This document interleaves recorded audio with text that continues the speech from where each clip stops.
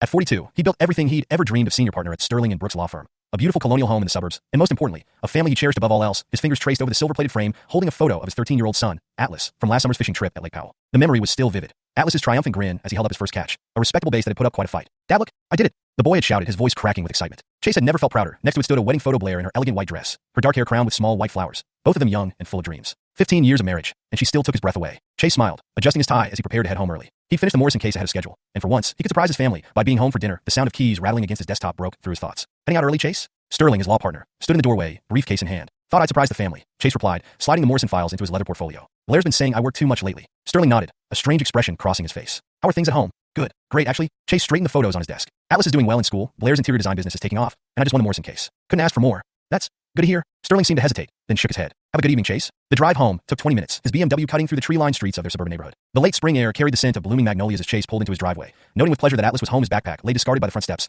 Next to his soccer cleats, Chase gathered his things, breathing in the peaceful afternoon atmosphere. The sound of laughter drifted from the backyard, Atlas's voice, accompanied by another boy's. Probably Cole, his best friend from soccer. Chase moved toward the side gate, about to call out a greeting, when Atlas's words stopped him cold. "You should see the new PlayStation 5 my new dad got me," Atlas was saying, his voice carrying clearly in the still air. "It's way better than the old console my real dad got me last Christmas. Plus, he lets me drive his Tesla in the empty parking lot behind them all. Mom says he's way cooler than my old dad." Chase's hand froze on the gate latch, his heart thundering in his chest. "New dad?" The words felt like ice in his veins. "Does your real dad know about him?" Cole's voice was hesitant, carrying a note of concern that made Chase's stomach twist. "Nah," Atlas replied with a dismissive laugh that felt like a physical blow. "Mom says we shouldn't tell him yet. She says he wouldn't understand and might get all controlling about it. You know how he is with all his rules and stuff. But isn't that like wrong?" Cole asked, keeping it from him. "Mom says it's better this way. Besides, Knox is awesome. He takes us to fancy restaurants, bought me the latest iPhone way better than the basic model dad wanted me to earn money for. And he never lectures me about responsibility or earning things like my old dad does." Chase's fingers dug into the wooden gate, splinters pricking his skin. Knox. The name burned into his memory like a brand. His son had another man in his life, a man who was undermining everything Chase had tried to teach him about values and responsibility. "What about your mom?" Cole's voice dropped lower. "Does she like him better than your dad?" Atlas's laugh this time was knowing, almost adult-like in its cynicism. "Mom says Knox makes her feel alive again. Whatever that means. She's always smiling now, not like when she's with dad. He's always too busy with work anyway."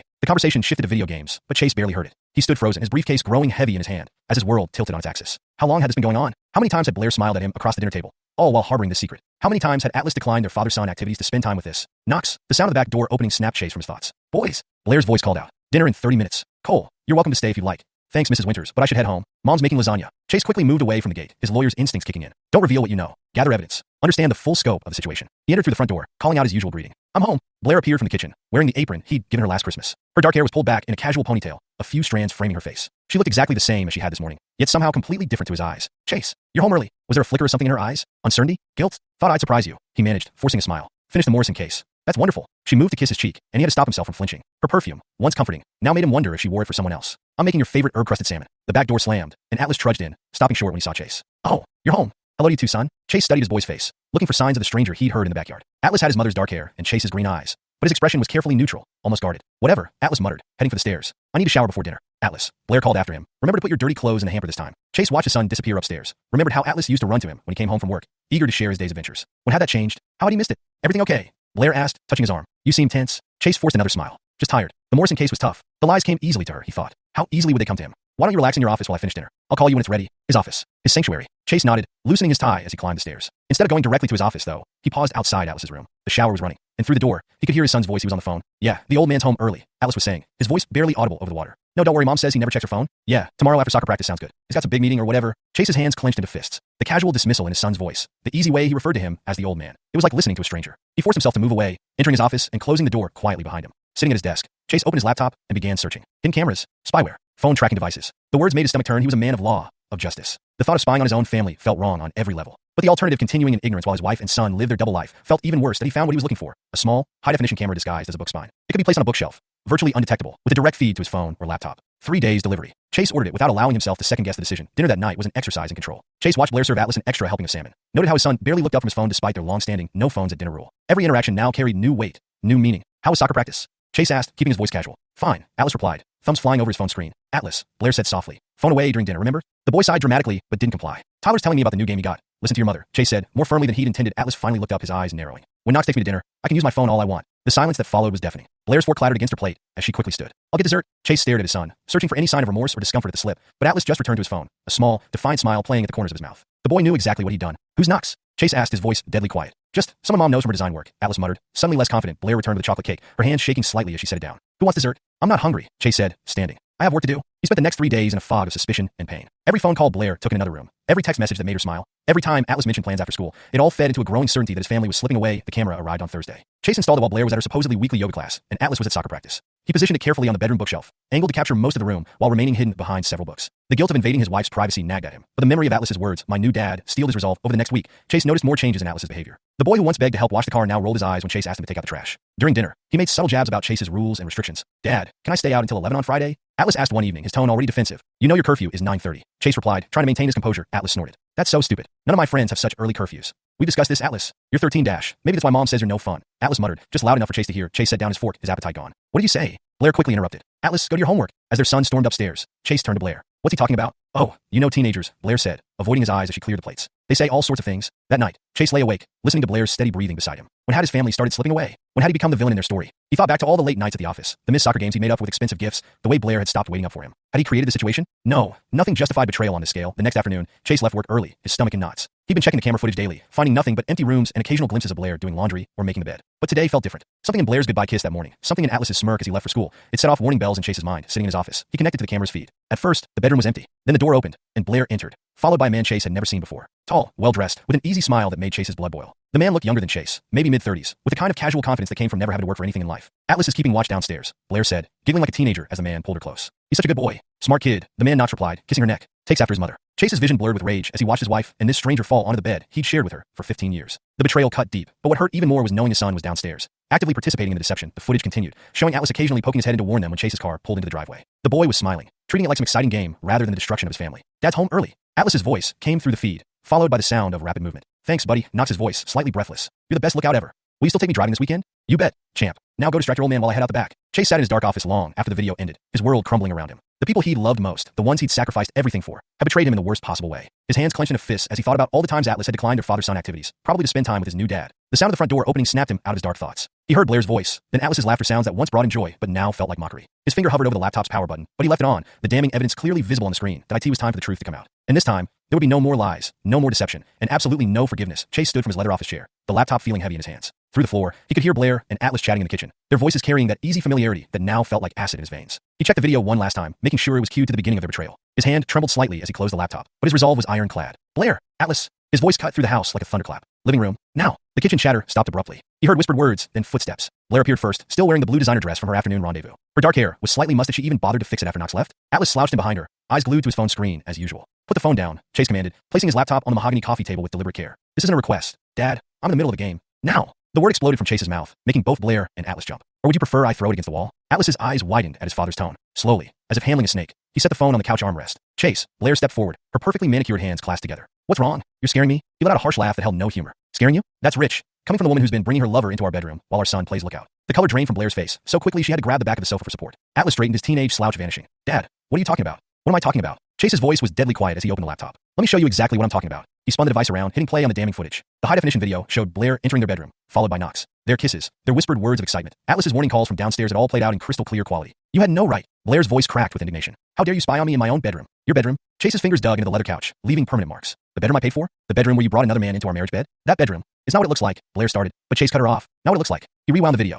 "So that's how you giggling like a teenager while this Knox kisses you? That's not our son warning you when my car pulls up? Please, Blair, explain what it really is because I'm dying to hear how you'll justify this." Atlas jumped up, his face flushed red. "Leave mom alone. You don't understand anything." "Oh, I understand plenty." Chase turned to his son. "I understand that while I was working 60-hour weeks to provide for this family, you were helping your mother destroy it. Tell me, Atlas, how much did Knox pay you to be his accomplice? Another PlayStation? Maybe some driving lessons? Knox actually cares about me." Atlas shouted. "He listens to me, spends time with me, by breaking the law." Chase cut in. "Taking a 13-year-old driving? Is that the kind of man you want to look up to? Someone who bribes children and sleeps with married women. Don't talk about him like that." Blair stepped between them, her designer heels clicking on the hardwood floor. "Knox cares about Atlas. He makes time for him. Unlike you. Unlike me." Chase's voice boomed through the room. "I've given everything for this family. Every case I took, every late night at the office. It was all for you, for Atlas, to give you the life you wanted. The life we wanted." Blair laughed bitterly. "We wanted you, Chase. We wanted a husband and father who was actually present, not just a bank account that shows up to criticize and make rules." "My rules?" Chase grabbed the laptop again, pausing on a frame of Blair wrapped around Knox. "My rules keep our son safe. My work paid for this house, your design business, Atlas's private school, everything you and Knox enjoy on your little dates. That's for my controlling nature." Atlas lunged forward suddenly, grabbing for the laptop. "Give me that. You can't show this to anyone." Chase easily held the device out of reach, his height advantage making Atlas's attempts look childish. "Why? Afraid your friends might find out what kind of person you really are? A boy who helps his mother cheat on his father? Who trades his integrity for video games? You destroyed this family." Atlas shouted, still grabbing for the laptop. "Mom's right. You're controlling and boring, and never let me do anything fun. Knox says a real man knows how to balance work and family."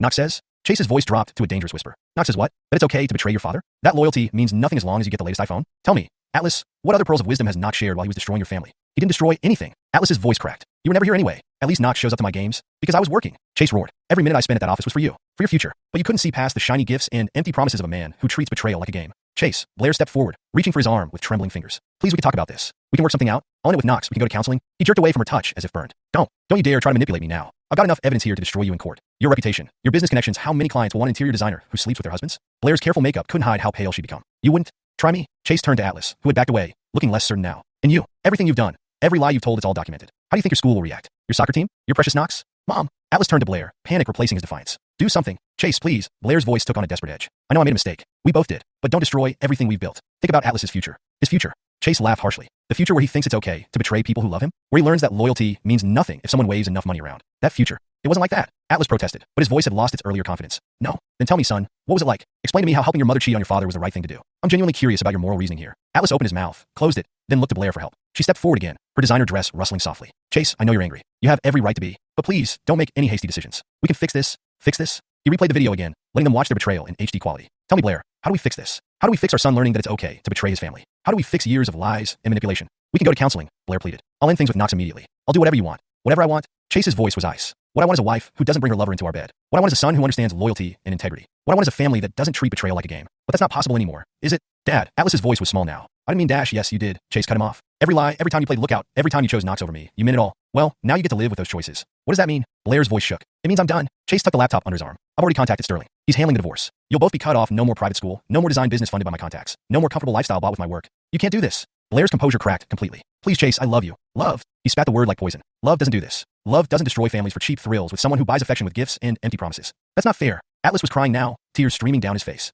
We can change. We'll both change. Change. Chase looked at his son, really looked at him. The boy he taught to ride a bike, to fish, to throw a baseball, now a stranger who helped another man steal his family. You already changed. You chose your path. Both of you did. Now you get to walk it without my money, my support, or my forgiveness. Where are we supposed to go? Blair asked, mascara running down her cheeks. What are we supposed to do? Ask Knox. Chase replied coldly. I'm sure your new family will figure something out. Maybe he'll let you move into his place. Continue playing house with my son. He won't dash. Blair stopped, realization dawning on her face. You won't want a sif? If what? If there's no more wealthy husband to deceive? No more expensive gifts to enjoy? Chase opened the front door. Guess you should have thought of that before you decided to play happy family with a man who seduces married women and manipulates children. Dad, please. Atlas rushed forward, grabbing Chase's sleeve. I'm sorry. I'm really sorry. Chase looked down at his son's hand, then into his tear-filled eyes. Sorry you did it? Or sorry you got caught? Because from what I saw in that video, you were pretty happy helping your mother cheat. Pretty proud of yourself, playing lookout. Tell me, Atlas, did Knox promise you another gift for today's performance? Atlas dropped his hand, as if burned. That's not fair. Life's not fair. That's another lesson you need to learn. Chase stepped outside into the cool evening air. I'll be staying at the Sterling Brooks corporate apartment. My lawyers will be in touch. Chase, wait. Blair rushed after him, her heels clicking on the porch. You can't just leave us with nothing. What about Atlas's school? His activities? He turned to his car, taking in their faces his wife's mascara-streaked cheeks, his son's red eyes. For a moment, he remembered happier times. Family dinners, vacation photos, Atlas's first bike ride. Then he remembered the video, their casual betrayal, the easy way they destroyed everything he'd built. Actions of consequences, he said, his voice firm. You chose Knox, his gifts, his promises. Now you get to see what those choices really cost. He won't want us without. Blair's voice trailed off, the full impact of their situation finally hitting her. Without my money? My house? My connections? Chase got into his car. No, he probably won't. Men like Knox never do. They just move on to the next family they can destroy. He started the engine, watching in his rearview mirror as Blair collapsed onto the porch steps, Atlas standing frozen beside her. His phone buzzed, Blair calling. He blocked the number. Another buzz. Atlas. Block. They'd lost the right to his attention, his care, his forgiveness. Some betrayals went too deep for second chances that as he drove away, Chase felt something settle in his chest. Not peace. He was too angry for peace. But certainty. Certainty that he was doing the right thing. Certainty that no amount of tears or apologies could fix what they'd broken. Certainty that forgiveness, in this case, would only enable further betrayal. Let them learn the hard way, he thought, accelerating onto the highway. Let them discover exactly what they'd thrown away for their little game of deception. Let them see how quickly their precious Knox disappeared when the money ran out. The setting sun cast long shadows across the road as Chase drove toward his new life, a life without the family he'd loved and lost, but also without the weight of their betrayal hanging over him. Sometimes, he realized, the only way forward was to let go completely. 6 weeks after the confrontation that shattered his family, Chase sat in Sterling's corner office on the 30th floor of Sterling Brooks Law. The morning sun streamed through floor-to-ceiling windows, casting long shadows across the stacks of documents spread over the mahogany desk. Property divisions, custody arrangements, financial settlements,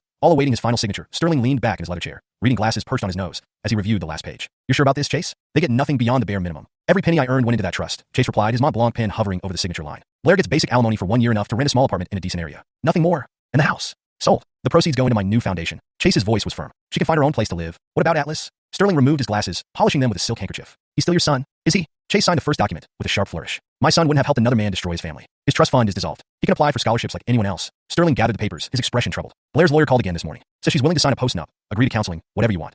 No, the word cut through the air like a blade. Did she happen to mention that Knox dumped her 2 weeks after I left? The moment he realized the gravy train was ending, he vanished. Didn't even say goodbye to Atlas. That's rough on the boy. That's justice. Chase stood, straightening his charcoal tie. How's the Morrison merger coming along? Before Sterling could answer, his secretary's voice crackled through the intercom. Mr. Winters, your son is here. He's quite insistent about seeing you. Chase froze, his hand tightening on the back of his chair. He hadn't seen Atlas since that night. Tell him I'm busy. Chase, Sterling leaned forward, his voice soft. Maybe you should dash. No. Chase headed for the door. I have a meeting. The door burst open. Atlas stood there, thinner than Chase remembered, wearing worn jeans and a faded t-shirt instead of his usual designer clothes. His eyes were red-rimmed, dark circles beneath them suggesting sleepless nights. Dad, please. Atlas's voice cracked. You have to help us. Mom's sick. Chase stared at his son, noting how Atlas's hands trembled, how his shoulders hunched forward as if carrying a physical weight. What kind of sick? Cancer. The word fell like a stone in the quiet office. Stage 3 breast cancer. The doctors say she needs surgery, but we can't afford it. The insurance from her new job at the coffee shop hasn't kicked in yet. How convenient. Chase's voice was arctic. And where's Knox during all this? Too busy test driving cars with other people's children. Atlas flinched as if slapped.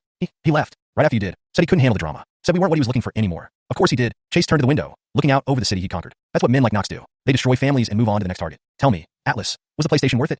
Dad, I know we messed up. Atlas moved closer, his sneakers silent on the plush carpet. I know what we did was wrong, but Mom's really sick. The doctors say without treatment. Your mother made her choices. Chase cut him off, still facing the window. She chose to bring another man into our home. You chose to help her. Those choices have consequences. So you're just going to let her die. Atlas's voice rose, cracking with emotion. Because of a mistake? Chase spun around, his eyes blazing. A mistake? A mistake is forgetting to take out the trash. A mistake is missing a soccer game. What you and your mother did wasn't a mistake. It was a calculated betrayal. Day after day, week after week. Tell me, son, how many times did you play lookout while they were together? I was wrong. Atlas shouted, tears streaming down his face. Is that what you want to hear? I was stupid and selfish and wrong. But Mom's dying. Doesn't that mean anything to you? And that's supposed to erase everything. Chase stepped closer to his son. Tell me, Atlas, if she wasn't sick, would you be here? Would you be apologizing? Or would you still be enjoying Knox's gifts, playing happy family with my replacement? Atlas's shoulders slumped, his teenage bravado crumbling. I miss you, Dad. I miss our family. The real one. Not the fake one Knox pretended to give us. We don't have a family anymore. Chase walked back to Sterling's desk, pulling out his checkbook. Here's what's going to happen. I'll have the hospital bill me directly for your mother's medical expenses. Basic treatment only, no private rooms, no experimental options. Thank you. Atlas breathed, hope flickering in his eyes. Dad, I'm not finished. Chase's voice cracked like a whip. This doesn't change anything between us. I'm not coming back. I'm not forgiving either of you. This is purely business.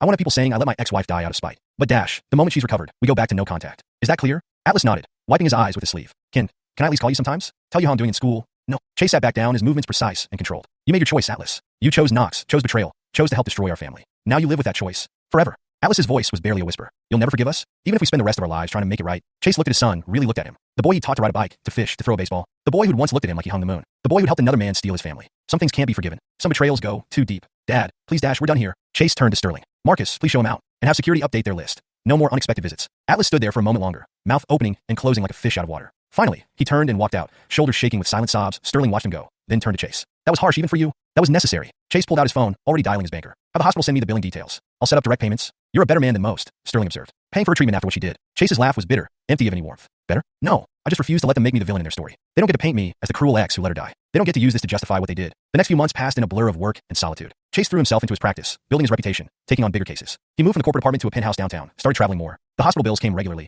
Each one a reminder of the family he'd lost. He heard things, of course. The legal community was small, and news traveled fast. Blair had moved to a small apartment on the other side of town. Atlas had transferred to public school, was working part-time at a local burger joint. Knox had been seen with another married woman, this one with 2 young daughters. One evening, as autumn painted the city in gold and red, his secretary brought in an envelope. From your son, Mr. Winters. He's been sending one every week. Chase took the envelope, noting the familiar handwriting. Atlas had written dozens of these letters over the past year, each one unopened. Each one filed away in a drawer. Chase never opened. File it with the others, he said, turning back to his computer. Sir? His secretary hesitated by the door. He was here earlier. Said his mother's in remission. Said he'd like to talk to you about everything that happened. That will be all, Claire. After she left, Chase sat in the growing darkness of his office. Blair was better. Good. The payments would stop. The last I severed, his phone buzzed a text from an unknown number. Atlas, Mom's better. Thank you. I know you probably won't read this, but I'm sorry. For everything. I grew up a lot this past year. Learned what really matters. If you ever want to talk, I'm working at Joe's Burgers now. Saving for community college. Trying to be someone you could be proud of. Chase blocked the number later that night. Standing at his penthouse window with a glass of 30-year-old scotch, Chase watched the city lights flicker like earthbound stars. He thought about his old house, wondered if Blair had sold it yet. Thought about Atlas. Probably still hoping for forgiveness that would never come. His phone rang. Sterling. Just left the hospital, his friend said without preamble. Ran into Blair. She looked different. Older. Marcus she asked about you. Said Atlas is doing better in school.